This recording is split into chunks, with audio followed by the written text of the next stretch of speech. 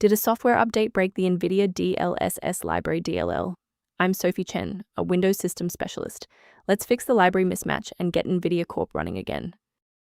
Before the technical guide for NVIDIA DLSS Library, I've linked a maintenance resource to help stabilize your background processes. This is the NVIDIA DLSS Library, the core execution library for NVIDIA Deep Learning Supersampling, DLSS, implementing AI-driven upscaling routines that run on RTX Tensor cores. It integrates into modern graphics pipelines to reconstruct higher resolution frames from lower resolution inputs.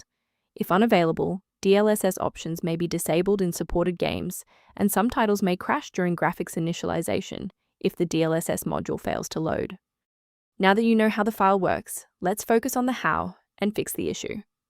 The presence of the NVIDIA DLSS Library DLL error indicates that your graphics runtime needs attention.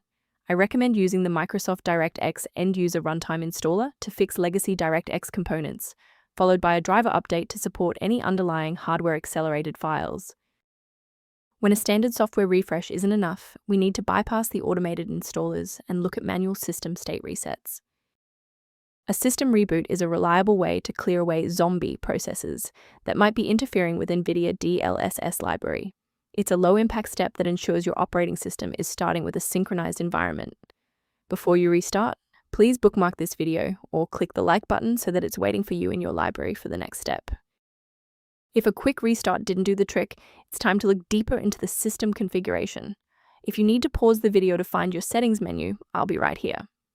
To resolve deep-seated driver errors, you should perform a clean install by first wiping your system with Display Driver Uninstaller and then running the latest GPU setup.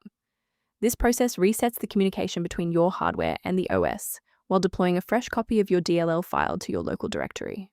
Why are we doing this?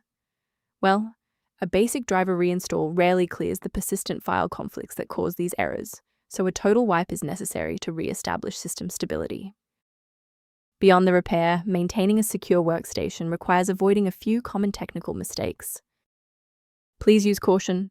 Replacing NVIDIA DLSS Library DLL manually often requires elevated permissions that, if mishandled, can leave your system architecture vulnerable to external exploits. To reduce technical overhead while maintaining high security, here is a professional method for managing system-level file health. The link below references a resource for reviewing workstation health and NVIDIA DLSS library synchronization. I hope this resolved the conflict preventing NVIDIA DLSS library from launching.